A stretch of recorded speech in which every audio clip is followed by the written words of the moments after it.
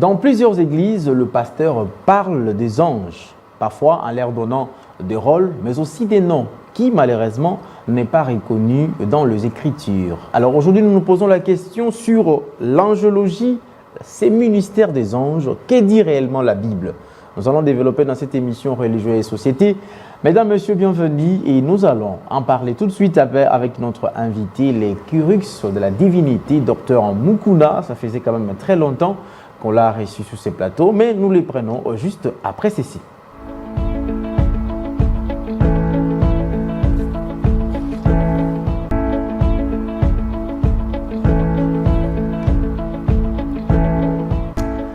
C'est votre émission Religion et Société et nous parlons aujourd'hui des ministères, le ministère des anges. Docteur Mukuna, ça fait très longtemps quand même. Bonjour et bienvenue. Bonjour, Papa Hervé. Ça fait longtemps que vous avez répondu à cette émission. Sinon, nous sommes ravis de vous revoir. Et je me rappelle qu'on avait aussi commencé avec vous au mois de décembre de l'année passée. Vraiment. Je crois que ce n'est pas pour chuter avec vous pour cette année. Vraiment. Alors, parlons de l'angelologie. Que signifie d'abord le mot ange selon la Bible? Et le rôle principal que la Bible donne aux anges? Nous rendons toute la gloire à Dieu pour le souffle de vie qu'il nous a encore accordé en ces jours, le maître des temps et des circonstances, parce que nous croyons qu'il y a un seul Dieu qui est venu le matin comme le Père, Oui. il est venu à midi comme le Fils et il est venu le soir comme le Saint-Esprit. C'est lui le véritable Abraham, c'est lui le véritable Isaac et c'est lui le véritable Jacob. Le ministère des anges ou la doctrine des anges, c'est ce que nous appelons l'angéologie. Parce que quand on dit l'angéologie, ça veut dire la doctrine des anges. En fait, par définition, un ange est un être spirituel qui joue un intermédiaire entre Dieu et les hommes. Ok. Il ne joue pas un intermédiaire entre les hommes et Dieu. Ok. Mais il joue un intermédiaire entre Dieu et les hommes. Et parmi les anges, il y a plusieurs classifications, soit plusieurs catégories, soit plusieurs classes des anges. Je vais commencer par la première classe, le 24 vieillard. Ok. Le 24 vieillard. Le 24 vieillard. Quand vous lisez dans Apocalypse chapitre 4, le verset 4, Apocalypse chapitre 10, le verset 5, non, Apocalypse chapitre 4, le verset 4, vous sautez, vous lisez le verset 10, vous prenez Apocalypse chapitre 5, le verset 8, Apocalypse 11, 16, Apocalypse 19, 4. Le 24 vieillard, ce sont des anges qui proclament la sainteté de l'Éternel. Ok. La Bible dit, le 24 vieillards avec leur couronne, ils prennent leur couronne, ils les déposent au pied de l'agneau. Ils proclament Saint, Saint, Saint est l'Éternel. Donc le rôle des 24 vieillards, c'est de proclamer la sainteté de l'Éternel. Ok. Donc quand on dit 24 vieillards, ça ne veut pas dire le nom d'un ange. Non, c'est une catégorie ou c'est une classe des anges. Ok. Je m'en vais à la deuxième catégorie. C'est ce que nous appelons les 4 êtres vivants. Vous les voyez dans Apocalypse chapitre 4, le verset 6, le verset 8, Apocalypse chapitre 5, le verset 6, le verset 8, le verset 14, Apocalypse 6, le verset 1 et le verset 6. Les 4 êtres vivants, ils ont comme rôle annoncer le jugement divin. Ils proclament aussi, comme les 24 vieillards, la sainteté de l'Éternel. Donc quand on parle de 4 êtres vivants, on voit des anges qui proclament aussi la sainteté de l'Éternel. Le 4 êtres vivants.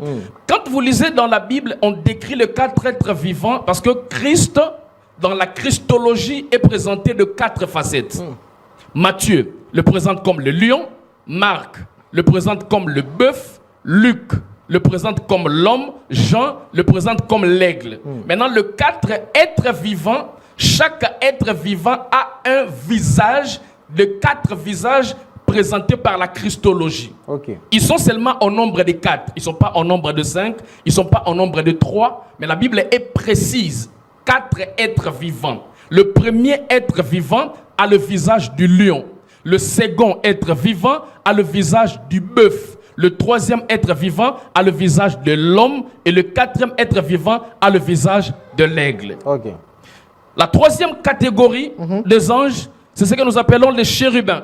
Et ils ont un rôle. Ils proclament la justice de Dieu. Ok. C'est comme ça que quand Adam et Ève ont péché, Dieu les a chassés du jardin. Dieu a pris de chérubins qu'il avait placés à l'entrée, à la porte du jardin, pour que Adam et Ève ne rentrent plus dans le jardin, pour qu'ils ne mangent pas le fruit de l'arbre de la vie. De la vie. Donc les anges que Dieu avait placés à l'entrée du jardin d'Éden pour que Adam et Ève n'y rentrent plus, c'est ce que nous appelons les chérubins. Ce sont des gardiens protecteurs.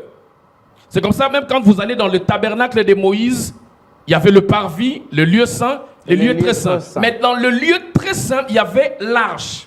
Dans l'arche, il y avait la table de la loi, les tables de la loi, il y avait la manne et il y avait la verge d'Aaron qui avait fleuri. Mais sur l'arche, il y avait le propitiatoire. Et sur le propitiatoire, il y avait 2 chérubins battus en or. Donc le chérubin représente aussi la symbolique des anges qui étaient sur le lieu très saint, sur l'arche qui était dans le lieu très saint. Ok. La dernière catégorie, c'est ce que nous appelons le séraphin. Le chérubin, vous le voyez dans Genèse chapitre 3, le verset 24, Exode 25, 18, Hébreux chapitre 9, le verset 5. Le séraphin, c'est la dernière catégorie.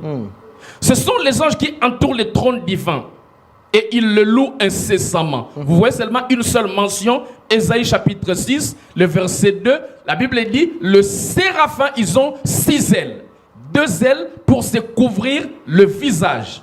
2 ailes pour se couvrir le pied et 2 ailes pour voler. Pendant qu'ils exercent leur ministère, ils volent, mais ils cachent leur visage parce qu'ils reconnaissent que toute la gloire est centrée sur une seule personne. C'est sur la personne de Jésus-Christ. Voilà, d'une manière la plus simpliste, les anges, ce sont des êtres spirituels qui servent d'intermédiaires entre Dieu et les hommes. Pas entre les hommes et Dieu, mais entre Dieu et les hommes. Ils ont pour rôle de communiquer la volonté de Dieu aux hommes, mais cela dépend de la souveraineté de Dieu. Ça ne dépend ni de eux, ça ne dépend ni des hommes. Alors, revenons un peu quand même sur la catégorisation que vous avez donnée. 24 veillards, 4 êtres vivants, le chérubin, le séraphin, mais il y a parfois aussi l'appellation des archanges.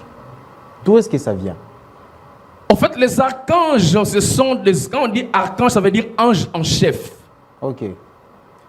Dans la Bible, quand on parle de l'archange, on voit Michel. Michel ou Michael. Ou Michael. Michel, c'est en français. Ouais. Ou Michael. Michel, c'est un combattant. Michel, c'est un guerrier. Michel, c'est un disciplinaire. C'est comme ça, vous allez remarquer, quand le diable, Lucifer qui était dans le ciel, avait péché, Dieu avait envoyé Michel. C'est Michel qui précipita le diable. Oui. Parce que Michel était reconnu dans l'ordre, pas simplement des anges. C'est un ange, mais c'est un archange. Oui. Parce que c'est un ange en chef. Lucifer aussi était un chérubin aux ailes déployées, comme le dit Ésaïe, chapitre 14, comme le dit aussi Ézéchiel, chapitre 28. C'était un chérubin protecteur aux ailes déployées. Mais comme c'était un ange qui avait à sa charge d'autres anges, c'était aussi un archange. Okay. Il y a aussi Gabriel, qui est un messager. Lui, généralement, Dieu l'envoie, c'est quand il y a des messages cruciaux. Dieu l'envoie afin de visiter Marie pour lui donner le message de la naissance de Jésus. Dieu l'envoie afin de donner à Daniel la réponse, lui qui était en prière. Mais quand Gabriel va donner la réponse à Daniel, il fut intercepté par le prince de Perse. Et Dieu s'est dit, comme Michel, c'est un commandant, il envoya Michel qui vint, qui tapa le prince de Perse, il récupéra la réponse, il donna à Gabriel et Gabriel l'amena auprès de Daniel. Donc, archanges, ce sont des anges en chef. Il y a Michel, il y a Gabriel, il y a Lucifer qui était un archange, maintenant c'est devenu le diable. Je vous pose cette question tout simplement parce que j'aurais voulu que vous citiez les noms comme ça, nommément des anges. Pour qu'on arrive à cette question, docteur Mukuna, on nous prêche parfois dans les églises et surtout beaucoup de pasteurs qui nous prêchent les noms des anges. Ariel, et on cite ceci. Mais dans la Bible, vous venez de nous citer que 3. Et parmi les 3, un qui est déchu, un qui est devenu Satan. C'est-à-dire Lucifer qui n'est plus ange de Dieu. Vous nous avez cité que Gabriel, vous nous avez cité Michael, mais on nous cite des autres là. D'où est-ce que ces noms viennent pendant que dans la Bible, on ne les retrouve pas? D'abord, la mention ange dans la Bible est répétée 273 fois. Ok. Ou 273 fois, parce que peut-être on nous suit au Cameroun, à Brazzaville. Oui, 273 fois. Mais le nombre de anges n'est pas cité dans la Bible. On dit des myriades de anges. On dit seulement des myriades. On ne cite pas le nombre exact des anges. On dit de myriades de anges. À part Michel que j'avais cité, le nom des anges qui sont cités dans la Bible, il y a Michel, il y a Michel que vous appelez Michael, il y a Gabriel, il y a Lucifer, l'ex-ange qui est devenu maintenant Satan, le diable et l'accusateur. Il n'est plus un ange, c'est maintenant le maître des démons. Mais il y a aussi Abaddon ou Apollyon. Abaddon. Abaddon ou Apollyon.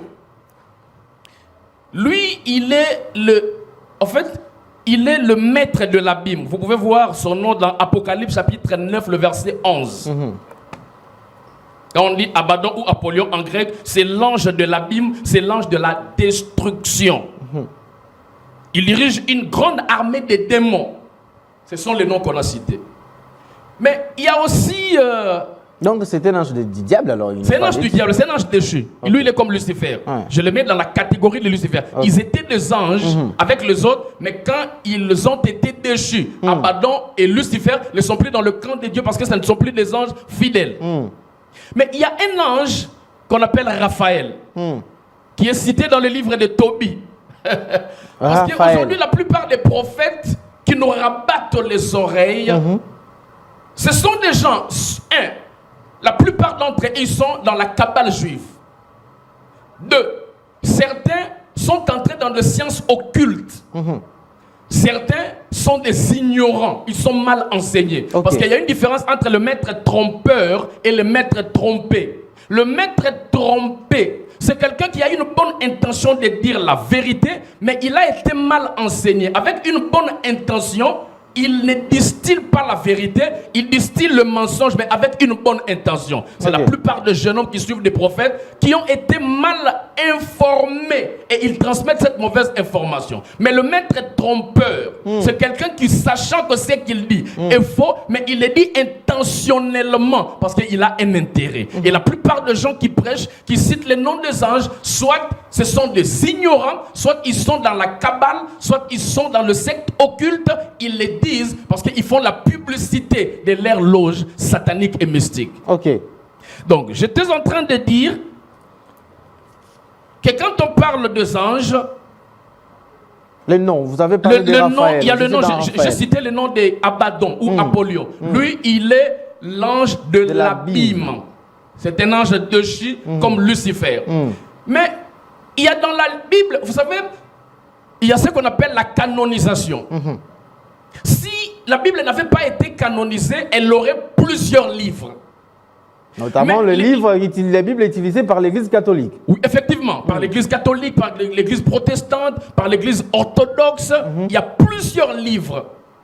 Le père de l'Église, qui sont informés mieux que nous, ils avaient vu que la Bible avait plusieurs livres. Mais ils ont, pendant le moment de la canonisation, ils ont supprimé et enlevé certains livres. C'est comme ça qu'ils nous ont donné ce patrimoine de 66 livres, qui commence par Genèse et qui se termine par Apocalypse. Dans ces 66 livres, le nom des anges qui sont cités, ce sont les anges que je viens de vous citer. Il n'y en a pas d'autres. Mais quand vous allez dans les livres apocryphes, On l'appelle aussi ça, les livres deutérocanoniques. Dans ces livres, il y a dans ces livres, dans ces registres, il y a les livres comme Judith, Maccabée, Tobie, Ecclésiastie, la sagesse de Salomon, Enoch. Il y a plusieurs livres. Et c'est dans ces livres qu'on cite la plupart de noms des anges qui ne figurent pas dans la... Par exemple, les Raphaël, dont l'Église catholique a fait beaucoup d'éloges, vous voyez son nom cité dans les livres de Tobie. Mais ça ne figure pas dans les 66 livres que nous exploitons, chers journalistes. Maintenant, nous, on nous a laissé un patrimoine par le père de l'Église, par le théologien, par les apologètes. Qu'est-ce que nous allons garder? C'est l'héritage qu'on nous a laissé par le père, où nous devons encore ajouter ces livres qui n'ont pas été inspirés par le Saint-Esprit. Nous croyons à ces 66 livres et nous ne prêchons que ce qui est écrit dans ces 66 livres. Les autres livres, comme ils ont été rejetés par la canonisation, le Père se sont rendu compte que ce n'étaient pas des livres essentiels. Nous allons seulement véhiculer le message et citer le nom des anges qui ne sont cités que dans les 66 livres. Lorsque ce pasteur enseigne sur ces anges, donnant même le rôle que ces anges-là portent. J'ai même lu dans Enoch, où il explique l'ange, si c'est Ariel, qui a les dons de donner les œuvres d'art et consorts, mais il y a même le pasteur qui les explique et qui les rend même de saints. Est-ce que c'est biblique qu'un ange puisse être considéré comme un saint? Reconnaître la sainteté d'un ange. Reconnaître qu'un ange, bon, on peut l'évoquer, on peut les prier, parce qu'on a besoin de tels dons, on doit l'évoquer. Bon, d'abord, les anges fidèles n'ont pas péché. Ok. Tous les anges qui sont autour de Dieu n'ont pas péché. Donc, ils sont saints. Ils n'ont pas de péché. Parce que quand un ange pêche, directement, il est déchu. Il est précipité. De la même manière, Lucifer avait péché. Et certains anges qui étaient autour de lui, il les avait intoxiqués et influencés. Ils avaient tous été précipités et déchus. Donc, tous les anges qui sont autour du trône de Dieu, ce sont des anges saints. Parce qu'ils n'ont pas péché. Ok. Maintenant, la question que nous devons nous poser, quoique ces anges sont saints, ils sont saints. Mais est-ce que nous devons les louer, les adorer ou les prier, soit les invoquer? Oui. C'est ça la question fondamentale. C'est ça. Parce que la plupart de ces prédicateurs, ils vous disent qu'il faut prier les anges. C'est là que le bas blesse, Monsieur Hervé. Oui. C'est là que le bas blesse. Nous ne pouvons jamais, je le dis avec la dernière énergie. Nous ne pouvons jamais prier un ange. Nous ne pouvons jamais invoquer un ange. Nous ne pouvons jamais adorer un ange. Et nous ne pouvons jamais nous adresser à un ange. Non. Ce n'est pas biblique. C'est un mauvais enseignement. Regardez, Hébreux chapitre 1, le verset 14. Écoute ce que l'apôtre Paul dit. Il dit, ne sont-ils pas des esprits au service de Dieu? Ils sont au service de qui? Ils ne sont pas au service de l'homme. Les anges ne sont pas à notre service. Non. Les anges sont au service de Dieu. Paul dit, ne sont-ils pas des esprits au service de Dieu envoyés pour exercer un ministère en faveur de ceux qui doivent hériter le salut? Donc les anges ne sont pas au service de l'homme. Les anges sont au service de leur maître, de leur créateur, mais ils travaillent en faveur. Parce que nous parlons français. Les anges, j'insiste encore, ils ne sont pas à notre service. Il n'est pas de notre responsabilité de les envoyer. Ils sont au service de leur maître, mais en notre faveur, parce que nous sommes sauvés. Tout dépend de Dieu, ça ne dépend pas de nous. Monsieur Hervé, si Dieu se décide d'envoyer un ange afin de me secourir dans une situation, moi je vais accepter, je ne vais pas m'opposer à Dieu. Tout dépend de Dieu. Oui. Ça ne dépend ni des hommes, ça ne dépend ni des anges, ça ne dépend pas de l'homme, ça ne dépend pas des anges, mais ça dépend de Dieu. Si Dieu se décide de les envoyer, il vient nous secourir. Si Dieu veut lui-même venir nous secourir, lui-même vient nous secourir. Mais ça ne dépend pas, ça ne peut pas être une condition, vous entrez en prière, vous commencez à prier un ange. Non. Parce qu'il a de telles qualités, il a de tels dons, vous avez besoin de ces dons-là, évoquez cet ange-là qui va vous donner ces dons. Vous savez, l'apôtre Jean dans Jean chapitre, dans Apocalypse chapitre 22, le verset 8, la Bible dit, pendant qu'il voyait les visions, il y avait un ange qui lui montrait toutes les visions dans l'île de Patmos. Et Jean, emporté par l'euphorie, il s'est dit, mais ce monsieur est extraordinaire. Il a cru que c'était Dieu. Jean s'est prosterné devant l'ange. L'ange a dit, ne te prosterne pas devant moi, je suis ton compagnon de service. Même l'ange a refusé que l'apôtre Jean puisse se prosterner devant lui. Parce que l'ange ne peut pas recevoir la prosternation. Je vais évoquer ici une notion. Oui. Vous savez, la femme de Manoach était dans le champ. Elle a vu un ange. L'ange est venu, l'ange l'a visité. Il lui a dit, tu auras un enfant, tout. Il lui a donné toutes les inscriptions au sujet de la naissance de Samson. La femme de Manoach est rentrée à la maison. Elle a relaté l'histoire à son mari. Son mari lui dit, le jour où cet ange viendra, viens m'appeler pour que je le voie. Un autre jour, elle va dans le champ, elle voit l'ange encore lui apparaître. Quand l'ange lui apparaît, elle dit, attends, je vais aller voir mon mari. Elle rentre et elle dit à son mari, l'ange qui m'avait visité est encore venu. Le mari est venu. Quand l'homme est venu, pendant qu'ils étaient en train de discuter, l'homme lui pose la question, comment t'appelles-tu? L'ange lui dit, mon nom c'est merveilleux. Et la Bible précise, on dit, c'est l'ange de l'Éternel. Papa Hervé, quand vous lisez dans la Bible, il y a une différence entre l'ange et l'ange de l'Éternel. Partout dans la Bible où vous voyez, on dit l'ange, c'est un simple ange. Ça peut être Gabriel, ça peut être Michel, ça peut être un des anges parmi les myriades des anges. Mais quand dans la Bible on dit l'ange de l'Éternel, il ne s'agit pas d'un ange. On appelle ça la Christophanie. C'est Dieu lui-même, mais qui porte un corps angélique afin d'accomplir une mission. L'ange qui était apparu à Marie afin de lui donner le nom de Jésus, c'était l'ange Gabriel. Mais quand Joseph s'était décidé de rompre avec Marie, l'ange qui était apparu à Joseph afin de lui dire ne romps pas avec cette femme, la grossesse qu'elle a, c'est la grossesse du Saint-Esprit, c'était l'ange de l'Éternel. On appelle ça la Christophanie. La Christophanie, c'est Dieu qui porte un corps angélique. Avec Jean, il s'est prosterné, l'ange a refusé parce que c'était un simple ange. Mais avec la femme de Manoach, pendant que cet ange était en train de monter, ils se sont prosternés à terre. Et Dieu avait accepté parce que ce n'était pas un simple ange, mais c'était l'ange de l'Éternel, Dieu dans sa théophanie. Donc nous ne pouvons pas prier un ange.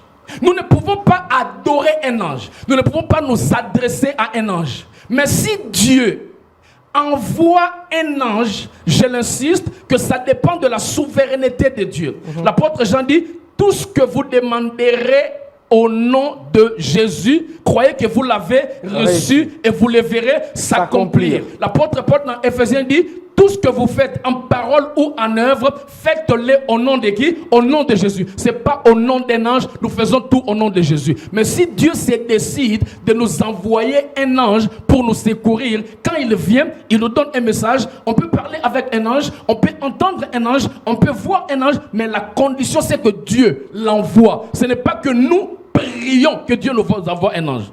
Quand tu es dans un problème, tu vas demander à Dieu que Dieu te donne le secours. Tu ne vas pas dire, Dieu, envoie-moi l'ange Gabriel ou envoie-moi l'ange Michel. Non, parce que les anges ne sont pas à notre service. Ils sont au service de Dieu, mais à notre faveur. Moi, je demande l'aide divine. Si Dieu se décide d'envoyer un ange, qu'il le fasse. S'il veut descendre lui-même, qu'il le fasse. Alors, cette question, j'aimerais d'abord rire avant de poser cette question. Il y a même un autre évangéliste qui passe et qui dit, souvent le pasteur là qui évoque des anges, ils font tout simplement la promotion de leur loge qui est le kabbalisme, la kabbale juive. Qu'est-ce que vous en dites? Effectivement, dans la kabbale juive, il y a plusieurs choses. Vous savez, aujourd'hui l'Église, un jour Jésus est monté sur le mont Tabor. Parce que la montagne, là, on n'appelle pas ça montagne de transfiguration. On appelle ça mont Tabor. Mais on appelle ça couramment montagne de transfiguration parce que le Christ s'était transfiguré sur cette montagne. Mais quand il monte avec son cercle fermé, avec Jean, Jacques et Pierre. Et quand ils arrivent au-dessus de la montagne, Jésus se transfigure. L'apôtre Pierre prend le courage de dire, construisons 3 tentes. Une pour Élie, une pour Moïse et une pour Jésus. La voix se fit entendre du ciel. Pas le deux. Ce n'est pas Moïse, ce n'est pas Élie, mais celui-ci est mon fils bien-aimé en qui j'ai mis toute mon affection. Papa Hervé, l'affection de Dieu, c'est pas Moïse, l'affection de Dieu, c'est pas Élie. Parce qu'aujourd'hui, la plupart des prophètes, ils nous ont ramené les enseignements mosaïques, ils nous ont ramené les pratiques d'Élie. La plupart des pratiques que vous voyez, avant de prier, il faut apporter des bougies. Avant de prier, il faut porter le talit. Avant de prier, il faut faire ceci. Ce sont les pratiques du prophète Élie. La plupart des enseignements, ce sont des enseignements vétérotestamentaires qui n'ont rien à voir avec la configuration du Nouveau Testament. Tous les pasteurs qui vous prêchent, qui vous citent les noms des anges qui ne sont pas bibliques, qui vous amènent dans des pratiques, ce sont des pasteurs qui sont des disciples du prophète Élie et du prophète Moïse. Nous, notre modèle, c'est la personne de Jésus. Nous ne pouvons pas prier avec des talites, on ne peut pas prier avec des bougies, parce que ce sont des choses qui se faisaient dans le sacerdoce aaronique. Et ceux qui les font, ils sont kabbalistes. Ils sont kabbalistes, la plupart, pas tout. La plupart, parce que c'est dans la Peut-être que les autres le font par ignorance. Je le dis ici. Oui. Certains sont... Je fais la différence entre les maîtres trompeurs et les maîtres trompés. Les maîtres trompeurs, ce sont ces gens qui sont dans des sectes occultes, qui sont dans la cabale juive. Ils les disent parce qu'ils font la publicité de leur loge. Le maître trompé, ce sont ces jeunes hommes qui sont ignorants, n'ayant pas de bonnes informations. Ils sont séduits par ces mauvais enseignements et ils commencent aussi à propager cet enseignement. Voilà, cette question me vient comme ça. Est-ce qu'il est possible qu'un pasteur soit lié avec un ange, c'est-à-dire attaché à un ange, et qu'un pasteur, là, dans son sacerdoce, il est attaché à un ange. Donc, il doit travailler avec un ange qui doit lui révéler des choses, qui doit lui apporter même les enseignements à donner au peuple des dieux. Est-il possible dans le christianisme qu'un pasteur, soit un chrétien, soit attaché, soit lié à un ange? À un ange.